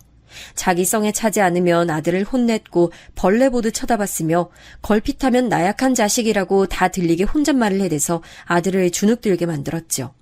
그래서 아들은 저에게 제가 지켜주지 못하고 미리 알아봐주지 못해서 이루 말할 수 없이 미안한 아픈 손가락이 되어갔습니다. 제 친정 오빠를 두고 아픈 손가락이라고 했을 때의 부모님을 정말 이해하기 어려웠는데 제가 부모가 되어 보니 어느 정도 이해가 되더군요. 남편의 기에 억눌려서 살았던 아들은 조용하다 못해 고요한 학창시절을 보냈다가 갑자기 성인이 되고 나서부터는 자기 아버지에게 대들기 시작했어요. 왜 저에게 늘 나약하다고 하세요? 그러는 아버지는 얼마나 잘나셨길래 저에게 항상 기대에 못 미치는 실망스러운 자식이라는 식으로 말씀하시냐고요. 저를 보시는 눈빛부터가 아버지는 저를 사랑하는 자식으로 보고 계시지가 않아요. 저 그거 다 느껴요. 이게 또 나약한 소리를 하고 자빠졌구나. 네가 마음에 들게 하는 구석이 있어야 내가 널 사랑하는 자식으로 보든지 말든지 할 텐데 사내 놈이라는 것이 냉철하지가 못하고 근성도 뒤떨어져서 너는 영 아니야. 너는 날 따라오려면 100년은 멀었거늘 어디 감히 나에게 얼마나 잘났냐는 식으로 떠들어대. 잘나신 구석 하나 없는 거 맞잖아요. 그러니까 저한테만 자꾸 부담 주지 마세요. 하나도 안 반갑고 하나도 안 고마우니까. 어느 날은 아예 작정하고 자기 아버지와 설전을 벌이는 아들의 모습에 놀란 제 가슴이 두방망이질 쳤었죠. 그 후로 남편과 아들이 사이가 완전히 틀어졌어요. 제가 워낙 못난 부모라서 딸들에게도 미안한 점이 참 많았습니다. 온통 종잡을 수 없게 제멋대로인 부친과 이러나 저러나 결국은 못난 남편 끼고 사는 답답한 모친과 장남이랍시고 부모의 관심을 크게 받지만 정작 보이는 능력은 없는 오라비까지 딸들 입장에서는 얼마나 분통 터지는 세월이었을까요? 지금에서야 이런 점들을 찬찬히 뜯어보지만 당시엔 이런 시각을 가지지 못했던 것 같아요. 그래서 딸들에게 막연히 미안한 마음이 들면서도 한편으로는 딸들이 엄마 이해해줘야지 안 그러면 누가 이해해주나라는 식으로 딸들에게 푸념도 많이 했고 화풀이도 종종 했던 것 같네요. 이런 딸들이 고맙게도 다 잘 자라줬어요. 각자 결혼도 잘했고요. 큰딸은 저희 맞사위가 경기도 사람이긴 한데 그 사촌들이 대구에 몇 명 살고 있었어요.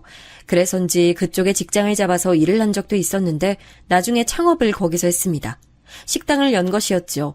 저는 지방일의 문외한이라 잘 몰랐는데 대구 지역이 그렇게나 맛있는 곳이 많고 먹는 쪽으로는 기발하다고 하더군요. 그런 걸 잘 노렸나 봐요. 사위가 절치부심하여서 특수부위 고깃집을 차렸는데요. 처음엔 듣고서 걱정부터 앞섰죠. 일반 갈비집, 삼겹살집이 아니라 특수부위만을 판매한다고? 좋아하는 사람들이야 있겠지만 그게 널리 인기가 있을진 모르겠네. 꼭 그렇게 특이한 걸 해야 한다는 건지. 엄마, 너무 걱정 마세요. 오히려 일반적으로 널린 가게들보다 경쟁력이 있을지도 모르니까 잘 될지 어떨지는 우선 최선을 다해 장사부터 해보고 걱정해도 늦지 않아요. 큰딸이 비록 남편하고 워낙 대면대면했고 아들하고는 사이가 좋지 않았으나 저 하나만은 어떻게든 챙기고 신경 쓰고자 하는 노력을 많이 보였어요. 제가 그걸 다 느껴왔기에 늘 고마웠습니다. 특수부위 고깃집은 다행히도 잘 됐어요. 아예 생계를 그걸로 잡고 큰딸도 같이 뛰어들었고요. 그러다가 사돈댁이 어쩌다 보니 대구 옆 바로 경산이라는 동네로 내려가시게 됐고 자연스레 큰딸은 자기 시댁 식구들과 어우러져 살게 됐습니다. 괜히 저는 소외되는 기분을 느꼈지만 절대 티는 안 내고요. 공교롭게도 작은 딸은 결혼한 뒤 대구보다 더 먼 지역으로 갔어요. 바로 제주도였습니다. 작은 사위가 제주도 사람이에요. 시집간 그곳에서 작은 딸은 손재주가 좋아서 이것저것 만들어 파는 일을 했어요. 그런 걸 소품 가게라고 한다 하네요. 일주일에 한 번씩 작은 딸은 저에게 전화를 해왔는데요. 늘 저에게만 안부를 묻기에 제가 아버지 근황은 안 궁금하냐고 물으면 작은 딸은 한숨을 쉬었죠. 엄마, 난 아직도 모르겠어요. 이혼이 어려우면 별거라는 선택지도 있는데 그렇게 미련할 만큼 견디며 엄마가 살아오셨어야 했는지. 우리끼리 집에서 도란도란 잘 있다가도 아버지 귀가하시면 분위기가 차가워졌던 나날들이 아직도 나는 너무 선명한걸요? 그렇다 해도 곧 죽어도 너희들 아버지고 내 남편인걸 그걸 어찌하겠니? 바로 이런 점이 답답하다는 거예요. 아, 됐어요.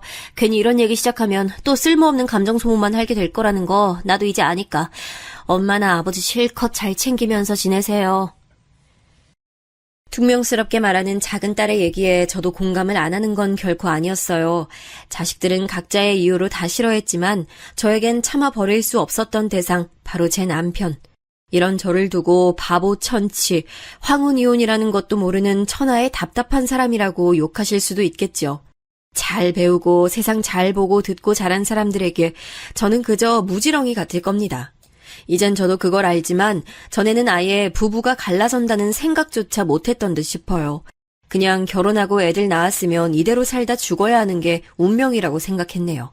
자식들 다 각자 인생을 살기 위해 나가버리고 이제 쓸쓸한 집에는 저와 남편 둘뿐인 지 오래였습니다. 이번 생은 이렇게 저물어 가겠구나 싶었는데 놀라운 소식이 끼어들었습니다. 남편이 암 진단을 받았어요. 그것도 사기라고 했습니다. 사기라고 들으니까 얼른 와닿지 않아서 의사 선생님께 재차 물었더니 그때는 말기라고 표현을 해주시더군요. 암이 온갖 장기로 다 전이된 상태라고 하였어요. 일주일 전까지만 해도 멀쩡하게 집에서 밥 먹고 잠자고 담배 피우고 그랬던 양반인데 이제 곧 떠난다니 이게 대체 무슨 일이니? 네 아버지 어떡하니 태서가? 그게 정말이에요? 아버지가 이제 사실 날이 얼마 안 남으셨다고? 말도 안 돼. 늘 태산처럼 웅장해 보이셨던 아버지셨는데. 저는 울면서 아들에게 먼저 소식을 알렸고 아들은 도무지 믿을 수 없어 했습니다. 남편에게 남겨진 시간은 허무하다 못해 기가 막힐 만큼 짧았어요. 그렇게 고집 강했던 사람이 이제 말 한마디 기운내서 온전히 뱉지 못하고 힘없이 누워있는 모습에 가슴이 짠하더군요. 별 볼 일 없었던 그의 인생 자체에 대한 동정심이 일었습니다. 그래도 우리가 부부로서 함께 만든 결실, 자식들이 이 순간 함께여서 다행이란 생각을 했죠. 손주들도 간간히 얼굴을 비췄지만 남편 떠날 때는 자식들만 있었어요. 삼남매가 자기 아버지에게 마지막 인사를 건넸습니다. 잘 가세요. 평안히 가세요. 이승의 모든 것 다 내려놓고 가세요. 그런 얘기를 했던 딸들이 했던 것 같아요. 그런데 생각지도 못하게 아들이 펑펑 울었어요. 아버지, 제가 한때는 아버지를 죽도록 원망도 했었고 증오심을 키우며 제 자신을 갉아먹기도 했지만 이제는 그런 거 다 버렸습니다. 그리고 이제는 옛날의 아버지를 조금 이해할 수 있을 것 같아요. 사실 제 인생에서 아버지만큼 영향력을 끼친 존재는 없었어요. 아버지는 제 버팀목이셨던 것을요. 아들의 모습에 저도 눈물샘이 크게 터져서 한참 울어댔네요. 남편은 그날 조용히 눈을 감았어요. 떠나는 모습이 고통 없어 보였네요. 정신없이 남편을 떠나보낸 이후 저는 아들에게 의지하며 살기로 했습니다. 엄마, 아버지도 이제 안 계셔서 집에 혼자 계시기 너무 적적하실 텐데 저희 집 오셔서 지내시는 게 어때요? 여태까지는 아버지 눈치 보여서 이런 말씀 못 드렸는데 이제야 해보네요. 아이고, 우리 효자 아들. 말이나마 그렇게 해주니 고맙네. 너희 사는 집이 가깝기도 해서 나도 그러고 싶은 마음이야 굴뚝 같지만 어디 내 맘대로 한다고 해서 그게 되겠니? 엄마 마음대로 하시면 되지 뭐가 문제예요. 혹시 며느리 눈치 보이셔서 그러신 거면 걱정하실 거 없어요. 부부끼리 상의 다 끝내고 드리는 말씀이니까요. 그게 정말이야? 너희는 애들도 기숙사 딸린 학교 다니니까 평일엔 집도 헐렁할 것 같긴 한데 그간엔 통 왕래를 안 하고 지냈으니까 갑자기 가서 지내려 보니 어색하긴 하네. 에이, 어떻게 아들 사는 집에 오실 생각을 하면서 어색하다고 여기실 수가 있어요. 엄마, 나 슬슬 섭섭해지려고 해요. 장남이 엄마를 챙겨야지 누가 챙기겠어요. 안 그래요? 일단은 와서 지내보시고 계속 머무르실지 말지는 천천히 결정하세요. 그럼 되잖아요. 아들의 말마따나 며느리 눈치가 보이긴 했어요. 제 아들은 당연하게도 결혼을 해서 가정을 꾸린 상태였고요. 본래 저희 부부와 그렇게 멀리 살지 않았음에도 왕래가 현저히 적었던 것은 아들이 자기 아버지와 워낙 사이가 매끄럽지 못했기에 그랬어요. 또 하나 제 며느리가 살갑거나 가정적인 느낌의 인물이 아니었다는 이유도 한몫을 했습니다. 요컨대 아들에게 먼저 시댁 챙기고 싶다고 말을 할 사람은 결코 아니었다는 거죠. 하도 자기 아버지에게 눌려서 자라왔던 아들이었기에 똑부러지게 이빨린 말을 하는 여자보다는 이렇게 좀 자기 위신이나 세워주고 뜻이 잘 통하는 여자와 결혼하고 싶었을 거예요. 아들네로 가서 사는 게 마음이 편하지만은 않았으나 남편을 갑작스레 떠나보내고 기분이 울적했던 건 사실이었기에 저는 짐을 꾸렸습니다. 딸들은 각자 대구, 제주도라는 먼 지역에서 살고 있었으니 제가 왠지 갈 엄두가 안 닿는데 아들 집이라면 근거리였으니 여차하면 택시 타고 집으로 돌아와도 된다는 계산이 있었어요. 어머님, 짐을 달랑 손가방 하나만 싸두셔서 제가 좀 놀랐어요. 이왕이면 짐을 많이 싸셔서 오래오래 머무실 작정이시면 저는 더 반가웠을 것 같거든요. 애민이가 그렇게 생각을 해주다니 놀랍기도 하고 정말 고맙구나. 내가 있는 동안 너희가 나 신경 안 쓰게끔 조용히 잘 지내보마. 그러실 필요 없어요. 여기가 어머님 왕국이고 어머님이 여기 왕이다 이렇게 생각하고 지내셔도 되는걸요? 제가 좀 낯을 심하게 가리고 부칩성도 없어서 지난 세월 어머님께 며느리 돌이 못하고 살아온 점 죄송하게 생각해요. 앞으로라도 만회하고 싶어요. 어머님, 제가 부족한 모습 보이더라도 저 너그러이 봐주실 거죠? 며느리가 수더분하게 저를 맞아준 것이 의외로 여겨졌던 저는 금세 기분이 고무됐던 것 같아요. 남편이 너무 한순간에 허망하게 떠나버렸으나 아들 내외와 잘 지내게 됐으니 이건 또 이거대로 잘 흘러가게 된 인생의 흐름이라고 여겼네요. 새침하고 말수가 적다고 생각했던 며느리는 제 관념을 깨부수고 저에게 아주 잘해줬습니다. 식단을 아예 저에게 맞춰서 짜주었고요. 저와 함께 기꺼이 동네 산책을 같이 다녀주며 주변의 지리를 알려줬어요. 그것에 저는 감동을 했죠. 동네가 어떤지 알려준다는 것은 앞으로도 저에게 여기서 살라고 말하는 것과 같았으니 저는 그런 것에서 며느리의 갸륵한 진심을 보았던 거예요. 엄마, 지내시는데 불편한 점 없으시죠? 조금이라도 힘드신 일 있으면 바로 알려주세요. 아이고, 우리 효자들. 나는 불편한 점 조금도 없어. 애미가 얼마나 잘해주는지 몰라. 이제 보니 네가 장가 하나는 잘 들었네. 엄마가 잘 지내신다니 다행이네요. 그런데 엄마, 그러면 집은 서서히 정리를 하시는 게 어때요? 어차피 우리랑 같이 계속 사실 건데 그 집은 이참에 빠르게 정리를 하시는 게 낫죠. 아, 그렇다고 해서 팔기는 좀 아까운 위치에 있으니까 저한테 미리 주시는 것도 좋고요. 그 다음에 새를 놓으시면 되죠. 나야 뭐 그런 걸로 이득 볼 욕심은 전혀 없고 새를 받아먹을 계산은 전혀 못해서 그 돈들이 나한테 안 와도 상관은 없다면 그럼 네 동생들은? 아, 엄마, 앞으로 엄마 계속 모시고 살 자식은 누구죠? 바로 저예요. 그러니까 저 혼자 받아야 맞는 거죠. 엄마가 저희랑 사는 거에 불편함 없으시고 저희는 애들 대학 들어갈 때 대비해서 돈을 더 벌고 더 모아놔야 하는 입장이고 이런 상황이니까 당연히 저한테 그 집을 주시는 게 맞죠. 다른 건 굳이 생각도 마세요. 아들 내외와 함께 살게 된 지 딱 한 달째였어요. 저와 남편이 살았던 그 집, 약간 오래되긴 했으나 위치가 정말 좋았어요. 인기가 많은 만큼 수요는 계속 늘고 있는데 공급은 안 되는 위치여서 누구라도 탐이 날 만한 곳이었습니다. 그걸 아들이 달라고 그랬어요. 굳이 제 명의에서 바꿔서 말이죠. 제가 사랑하는 아들이었으나 제 앞에서 열변을 토하는 그 모습을 보며 진작에 이런 꿍꿍이가 있었구나라는 직감이 들고 말았습니다. 하지만 인생 사는데 돈처럼 확실한 것은 없으니 너무 서운해하지 않으려고 했어요. 저는 이틀 고민을 하다가 아들 내외 앞에서 말했죠. 재산 주고 나서 내가 팽당하는 건 아니겠지? 토사구팽 꼬라지를 면하려면 나도 덜컥 너희에게 내 재산을 넘겨줄 수가 없구나. 엄마, 무슨 말씀을 그렇게 하세요? 재산도 얻고 엄마도 모시고 저희는 그냥 일석이조라고 생각해왔을 뿐이에요. 어떻게 엄마한테 불효를 저지르겠어요? 엄마 돌아가시는 날까지 저희가 무조건 모실 거예요. 그게 정말이니? 그렇다면 앞으로도 나에게 계속 효도를 하겠다고 각서까지 확실하게 써줄 수 있겠지? 제 말이 떨어지기가 무섭게 며느리가 벌떡 일어나더니 안방에 가서 뭔가를 가지고 왔어요. 종이와 볼펜 그리고 인주였습니다. 제가 죽는 날까지 모시고 살며 효도하겠다는 내용을 적은 뒤 서명을 하고 지장까지 빠르게 찍더군요. 옆에서 자기 차례를 기다린 아들 역시 며느리에 이어서 행동 개시를 했고요. 효도 계약서라고 적힌 맨 윗줄을 읽으며 저는 그 재산 아들에게 주기로 했습니다. 그리고 딸들에게 연락해서 대략적인 상황을 알려줬죠. 재산을 탐내지도 않을 딸들이었지만 어찌됐건 말을 해주는 게 맞다고 생각해서요. 그러자 딸들 짝이라도 한 것처럼 둘 다 코웃음을 쳤어요. 내가 그럴 줄 알았어요. 엄마가 거기 들어가셨을 때부터 이렇게 될 줄 짐작했죠.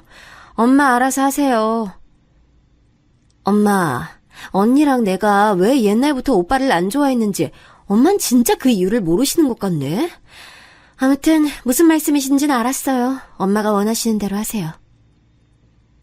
둘 다 진절머리를 치는 것 같아서 제가 좀 민망해졌습니다만 솔직히 그때 망설이거나 머뭇거리진 않았어요.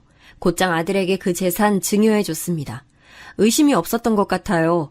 아들내외 말 맞다나 아들내는 당장 돈이 있어야 할 상황이고 저는 그 돈 당장 쓸 생각이 없으니 서로에게 잘된 일이었다고 생각했죠. 재산을 물려받은 아들은 무척이나 기뻐하면서 며느리와 얼싸안았고요. 손주들까지 모두 함께 즐거운 저녁 외식 식사까지 하며 화목한 앞날을 약속했죠. 저는 그때까지만 해도 몰랐어요. 어떤 일을 겪게 될지 말이죠. 그로부터 며칠도 안 지났는데 왠지 모르게 그 집에서 눈치를 보게 됐습니다. 며느리가 전처럼 제게 먼저 다가와서 이거 하자 어디 가자 이렇게 안 해주니까 제가 낙동강 오리알 신세가 된 듯 했고요. 주말 아침에 일어나 보니 집이 휑했고 저를 두고 아들내외와 손주들이 1박 2일로 주말 나들이를 가버린 것에 황당해졌죠. 왜 저를 두고 갔냐고 따지기가 망설여지는 스스로가 초라해지는 경험 살면서 한 번쯤 해보셨을까요? 저는 이때 정말 제 자신이 작아졌다고 느껴졌어요. 기운 잃지 않으려고 일부러 부단히 가사활동을 하려고 노력했고요. 그런데 하루는 제가 청소를 좀 해줄까 싶어 안방에 들어갔다가 화장대 위에서 수상쩍은 종이 쪼가리들을 보고 말았어요. 그건 다름 아닌 노인들이 들어가 사는 요양원 안내문이었습니다. 저는 떨리는 손으로 그걸 살펴보다가 직감적으로 이거 큰일이구나 싶은 판단이 들어 얼른 제 돋보기부터 챙겼어요. 돋보기를 끼고 찬찬히 글자들을 제대로 놓치지 않고 읽어내려갔죠. 잠깐만, 이건 요양원 시설 안내가 아니라 입소 상담 내역이잖아. 그렇다면 여기 상담을 마친 요양원에 설마 나를 들여보내려고 작정을 해놨다는 거야? 현재 입소 대기 인원 앞에 2명, 예상 입소 날짜는 한 달에서 한 달 반 후라고. 아유 세상에, 구석탱이에 내 생년월일도 적어놨네. 맞구나, 나를 보내려는 게 맞구나. 이런 배은망덕한. 꼼꼼하게 내용들을 뜯어본 제가 경악을 할 수밖에 없었습니다. 각종 요양원을 알아본 것으로도 모자라 이미 한 곳에서는 상세한 상담을 맞춰놨더라고요. 틀림없는 정황을 포착해낸 저는 일단 내색은 하지 않기로 하고 치열하게 머리를 굴리기 시작했습니다. 이대로 이 집을 벗어나서 딸들에게 가는 방안이 가장 첫 번째로 떠올랐어요. 그게 가장 빠르고 현실적인 방법이었죠. 여차하면 딸들에게 도움을 요청해 놓을 작정을 해놓은 다음 제가 며느리에게 슬쩍 운을 띄워봤습니다. 저번에 텔레비전에서 보니까 어떤 60대 중반밖에 나이를 안 먹은 사람이 세상에 글쎄 벌써 요양시설에 들어가 있다고 하더만 그 나이에 치매가 심하게 왔다지 뭐야. 아무리 그래도 아직 요양시설에 들어가 살기엔 아깝고 창창한 나이인데 너무 안타깝지? 뭐가 안타까워요? 치매 걸리면 짐승이 된 거나 다름없잖아요. 그리고 어차피 60대나 70대나 저는 거기서 거기라고 생각해요. 노인네 냄새 나기 시작하는 건 똑같잖아요. 그런 건 감춰지지가 않더라고요. 나이 먹고서 꼬장 부리는 것도 다 똑같고요. 하자 있으면 요양원 빨리빨리 들어가는 게 자식들 비롯한 남은 가족들에게 좋은 일 하는 거라고 생각해요. 하자? 그 표현은 너무 심한 것 같구나. 늙고 싶어서 늙은 것도 아니고 자연 섭리에 따라 그렇게 됐을 뿐인데. 그리고 내가 70대 노인으로서 네 지금 말 듣고 다니 그럼 난 이미 요양시설에 들어가고도 남았어야 했다는 것처럼 들려서 영 기분이 찝찝하네. 내가 너무 비꼬아서 받아들인 거니? 아니요, 똑바로 잘 받아들이신 건데요. 어머님 연세면 사실 애진작 요양원에 박혀서 침대에 팔다리 묶여 있었어야 맞는 거 아닐까 싶네요. 그런데 그 나이 되시도록 눈에 생기가 넘치셔서 모시는 입장에서는 좀 부담스러워요. 요양원에 집어넣기가 조금 민망해진다고나 할까요? 어머, 왜 그렇게 놀라세요? 에휴, 어머님 저 지금 농담한 거예요. 그냥 해본 소리라고요. 표정 푸세요. 며느리가 갑자기 비굴한 웃음을 지으며 상황을 무마했으나 저는 이미 요양원 상담 내역까지 본 마당이었기에 그 모든 말이 진심으로 들렸습니다. 왜 저의 의견은 일절 물어보지도 않고 멋대로 요양원을 알아본 것인지 이걸 따질 엄두가 안 나더군요. 저를 보던 며느리의 눈빛에서 싸한 기운을 느꼈기 때문이에요. 예전에 아들은 남편이 자기를 볼 때 가끔 벌레 보듯 한다며 분개했었는데 갑자기 제가 그것이 뭔지 알 것 같아지더라고요. 저를 보는 며느리의 눈빛에서 묘하게 벌레 보듯 하는 경멸의 분위기가 나더군요. 그리고 저도 아들이 분개했던 것처럼 똑같이 화가 났습니다. 모멸감이 느껴지더라고요. 그래도 며느리보다는 제 아들의 입을 통하는 게 더 확실할 것 같아서 지푸라기라도 잡는 심정으로 아들을 떠봤어요. 아들, 텔레비전에서 보니까 전라도 여수인가 어디에다가 큰 관광단지를 새로 조성할 예정이라네. 그거 완성되면 우리 아들이 나 데리고 가줄 거지? 내가 지방여행을 워낙 안 다녀봐서 그런지 상상만 해도 설레고 좋더라. 아, 글쎄요. 그런 게 뚝딱 만들어지는 것도 아니고 다 완공될 때쯤이면 엄마가 거동 어려워지신 상태가 아닐까요? 아휴, 너는 왜 벌써 그런 가정부터 하고 그러니? 당장 내년 여름에도 거기 가보면 뭐 하나 그럴싸하게 지어놨을 텐데 내년이면 괜찮지? 내년이요? 엄마한텐 너무 먼데요? 엄마, 마음 많은 이팔 청춘이신 거 알겠는데 이제 나이를 생각하셔야죠. 그 나이엔 원래 골방에 틀어박혀서 하루 내도록 있어야 정상인 거예요. 너 지금 나보고 골방에나 틀어박혀 있으라고 설마 그렇게 말을 하는 거야? 어떻게 그럴 수가 있니? 너도 그렇고 애미도 그렇고 요새 나한테 쌀쌀 맞은 거 내가 모를 줄 아나 본데 나도 다 알고 있어. 아, 재산 이미 물려주셨고 이빨 빠진 호랑이 되셨는데 그렇게 화를 내셔봤자 뭐 어쩌시려고요. 엄마, 그냥 제발 입 닥치고 조용히 계세요. 때 되면 좋은 곳 모셔다 드릴 테니까요. 시끄럽지 않고 아주 평화롭고 좋은 곳일 거예요. 아들이 표정은 부드럽게 꾸몄는데 비틀린 입가를 보니까 저를 한껏 비웃고 있더군요. 순간적으로 다리에 힘이 풀려 그대로 주저앉았습니다. 그 좋은 곳이 요양원이라는 것을 저는 알고 있었으니까요. 아들은 저에게 괜찮냐는 말 한마디 없이 한숨을 쉬며 방으로 들어갔어요. 아들이고 며느리고 간에 이것들이 아주 단단히 작당을 해놓았음을 분명히 깨달을 수 있었네요. 더 이상 지체할 수 없어서 큰딸에게 먼저 연락을 했어요. 너도 내가 이제 살 만큼 다 살았으니까 얌전히 죽음이나 기다려야 마땅하다고 보니? 엄마, 갑자기 전화하셔서 웬 뚱딴지 같은 소리를 내요? 치매가 오셨나 무섭게 왜 이러셔? 100세까지 사셔야지. 내가 그렇게 오래 살아도 되는 거니? 얌전히 아들 며느리가 하라는 대로 요양원에 들어가지 않아도 되는 거야? 뭐라고? 요양원? 오빠랑 세연이 진짜 미친 인간 아니야? 내가 그 두 사람 꼴 보기 싫어서 그 재산까지 욕심 안 부린 것도 있었는데 이런 식으로 뒤통수를 친다고? 이건 말도 안 되지. 큰딸은 당장의 이튿날 맞사위와 저를 데리러 왔고 그 이전에 작은딸이 화가 나서 아들에게 전화를 하고서는 따져 물었죠. 오빠, 우리한테는 엄마 돌아가실 때까지 책임지고 모실 테니까 그 집 포기하라고 그렇게 말을 하더니 어떻게 엄마를 당장에 요양원에 보낼 생각을 했어? 아, 엄마는 이상한 데서 눈치가 빠르시네. 대체 어떻게 알았지? 엄마를 요양원에 보내놓고 시간 좀 지나면 그 비용도 너희한테 청구할 작정이었는데 처음부터 일이 틀어졌네? 아니, 오히려 잘 됐나? 너희가 앞으로 돌아가면서 엄마 모시면 되겠다. 난 받을 거 받았으니까 이제 볼 일 없어. 제가 그 통화 내용을 문 뒤에서 가만히 듣고 있다가 억장이 무너져 내렸습니다. 저는 설마 아들이 이렇게까지 못난 놈일 줄 몰랐기에 처절한 배신감을 느꼈어요. 눈물을 흘리며 아들에게 말했죠. 나 아주 너미에게 그러고 싶든? 내 배로 너 길러서 낳았는데 눈에 넣어도 아프지 않을 자식이었는데 네가 어떻게...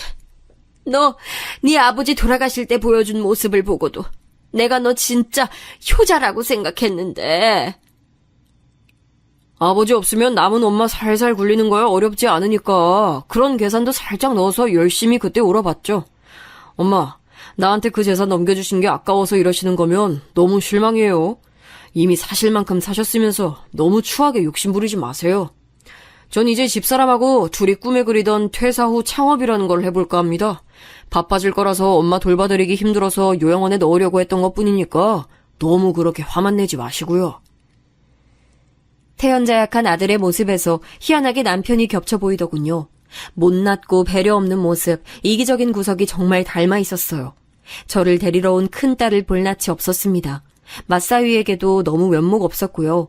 아들과 며느리는 뻔뻔하게도 큰딸과 맞사위 앞에서 말 한마디 하지 않고 딴청을 피우더군요. 대구로 내려가는 길에 차 안에는 한숨소리만이 가득했죠. 큰딸은 머리가 아프다는 듯 내내 인상을 쓰고 있었는데 저는 되려 차차 정신을 다잡게 됐어요. 딸들을 위해서라도 배은망덕한 아들에게 응징을 해주겠노라 결심이 들었거든요. 아들은 제 아픈 손가락이었으나 이제 건들 마음이 생기더라고요. 손가락이 아프면 치료를 하든지 해야지 그걸 그대로 안고 사는 게 바보 같았습니다. 큰딸 내로 작은딸이 황급히 찾아왔고 저는 딸들 앞에서 허심탄회하게 말했어요. 내가 제멋대로인 남편을 참아주고 살기 이전에 책임감 없는 형제들 사이에서 친정 부모님을 홀로 감당하며 살았던 전적이 있지. 그렇기에 친정 부모님은 나에게 얼마 되지도 않는 그 재산이나마 몰아주셨어. 그 당시엔 아무짝에도 쓸모없었던 자그마한 땅 그것뿐이었지만 내가 이번에 알아보니 값이 천정부지로 치솟았더구나. 또 가계부는 아예 쓸 줄 몰랐던 남편 대신 돈 관리를 평생 해온 나는 다른 재산도 만들어놨었지. 지금 보니 그것들이 모두 이 순간을 위해서였던 것 같네. 그 재산들은 모두 너희에게 나눠주마. 그리고 못난 아들 녀석에게는 정신교육이 필요한 것 같네. 제가 꽁꽁 숨겨왔던 재산 이야기를 꺼내자 딸들이 난리가 났지요. 아들에게도 끝내 밝히지 않고 살아왔던 것이니 당연히 딸들도 몰랐습니다. 저는 제가 다 죽을 때가 되면 자연스레 자식들에게 나눠줄 생각이었으나 이제는 상황이 바뀌어 있었어요. 자식만 뒤통수 칠 줄 아는 게 아니라 부모도 뒤통수 칠 줄 안다는 것을 보여줄 때였습니다. 아들은 과감하게 퇴사를 했고 며느리도 오래 이어왔던 아르바이트를 그만둔 뒤 요즘 젊은이들이 찾는다는 분위기의 작은 식당을 차렸습니다. 그리고 그때부터 악몽의 시작이었어요. 잘 되는 식당을 꾸려온 큰딸 내외는 이런저런 것들에 도 같은 상태였는데요. 그 식당 위치 특성상 소문에 휩쓸리기 적절하다고 하더군요.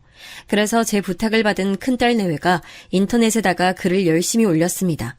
현대판 고려장을 행하려던 페르나가 차린 가게가 있다는 식으로 말이죠. 맞사위는 우리나라 자영업자들이 모두 다 모여서 의견을 주고받는다는 곳에 글을 올려서 엄청난 파급력을 이끌어냈습니다. 그 식당이 어디인지 모두가 유추해낼 수 있지만 글에는 정확히 기재가 안 되어 있도록 교묘하게 적었다고 하더라고요. 식당을 운영해오며 다사다난한 사건들을 겪은 큰딸 내외의 묘안이었죠. 아들 내외가 꿈에 그리던 창업이 악몽으로 물들어가는 경험을 하고 있는 와중에 저는 세입자가 살고 있는 집에 찾아갔습니다. 아들에게 재산으로 넘겨주고만 그 집에는 월세로 들어온 세입자가 살고 있었어요. 제 사정을 들은 세입자 가족이 놀라며 분개했고 제 부탁을 흔쾌히 들어주기로 했습니다. 협조해 주셔서 정말 감사합니다. 여러분께도 득이 될 일이니까 이건 걱정 마시고요. 아무쪼록 부탁드릴게요. 예, 당연하지요. 이야기를 듣는 동안 이건 진짜 아니다 싶어서 무조건 도와드리고 싶어졌어요. 꼭 잘해드리겠습니다. 분개해 주신 세입자 가족이 나선 건 집 수리에 관한 문제들이었어요. 월세로 들어왔으니 집주인에게 짜잘한 수리 요청을 다 할 수 있었으니까요. 그리고 저는 그 집에 직접 살아왔던 사람이었기에 어느 곳들이 약한지 오래됐는지 조금만 건드려놔도 어디가 고장이 나는지 이런 것들을 꿰고 있었습니다. 세입자 가족을 아들 내외로 들들 볶으며 이것저것 수리를 요청했는데 배수관부터 창고 문짝까지 요청 안 온 것이 없었고 놀라운 것은 정말로 망가져서 꼭 수리를 할 수밖에 없던 상황들이었다는 것이죠. 이럴 리가 없는데 이게 왜 다 고장이 나 있지?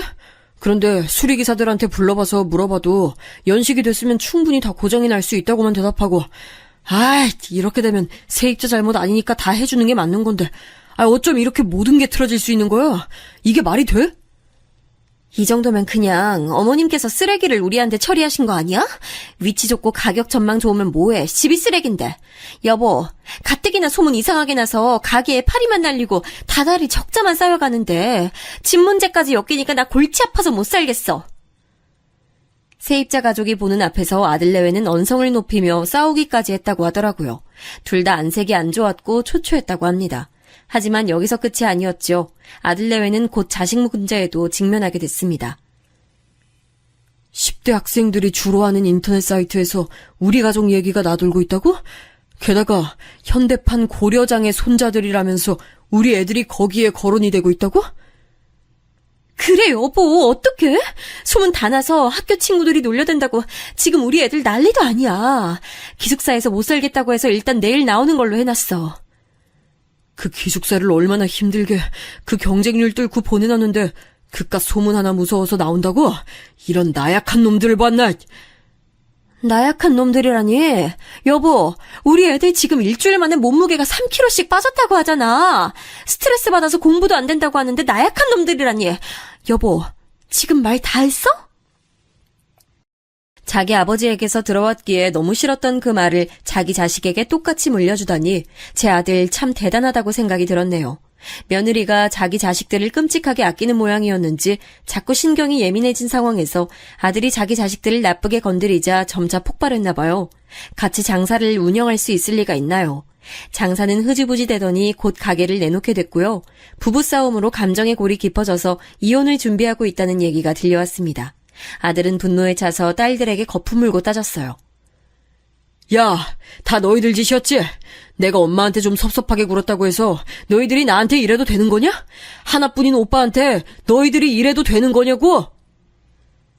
오빠가 그런 상식을 따지는 사람일 줄은 몰랐네. 상식을 몰라서 그렇게 군 게 아니었나 봐.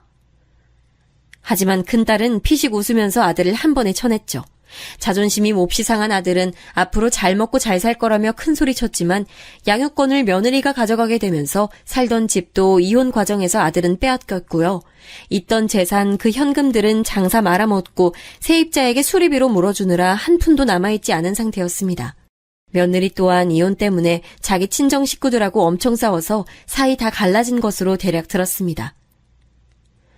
이제 오갈 데도 없는데 세입자들 계약 기간은 왜 이렇게 많이 남은 거야? 난 우리 애들한테 인정받는 멋진 아빠로 사는 게 낙이었는데 이제 그게 없어졌다니 한순간에 내가 이렇게 몰락할 수 있는 건가? 눈물로 한탄하던 아들이 저를 찾아온 건 당연한 수순이었을지도 모르겠어요. 아들은 제 앞에서 무릎을 꿇으며 눈물을 흘렸습니다. 힘들어요, 엄마. 그리고 힘든 건 너무 외로워요. 가슴이 허하고 지금 상황에 모든 게 외로워요. 엄마, 제가 잘못했습니다. 이렇게 얼굴 보니까 좋구나. 내가 이젠 제주도로 넘어가서 살 작정이라 아무래도 거기가 섬이니까 앞으로 얼굴 보기 힘들 텐데 오늘 봐둬서 좋네. 볼일 끝났으면 얼른 가보고 해 떨어졌어. 엄마, 이게 끝이에요? 나 위로 안 해주세요? 엄마의 효자 아들을 이렇게 보시고도 이걸로 끝내신다고요? 울컥해서 따지던 아들은 이내 입을 다물었어요. 자기도 민망했겠죠. 효자라니 말이에요. 씩씩거리며 가버렸던 아들은 며칠 뒤 자기가 저에게서 받아냈던 재산, 그 집은 위치 때문에 인기가 많긴 하나 그에 비해 매매가가 형편없이 안 오르고 있으며 저에게 다른 재산들이 있었고 그걸 이미 자기 동생들이 나눠 가졌다는 사실을 알고서는 발작을 내댔습니다. 큰딸이 자기 애들을 유럽 여행 보내줬는데 그걸 어떻게 알고서 아들이 배알 꼴려서 시비를 걸었다가 큰딸이 실토한 진실을 듣고 난리가 난 것이었죠. 후회로 몸부림을 쳤지만 이미 늦은 뒤였습니다. 세상엔 몸소 겪어야만 깨우쳐지는 것들이 있는 모양이에요. 제가 지금까지 살면서 느낀 바로는 그런 것 같습니다.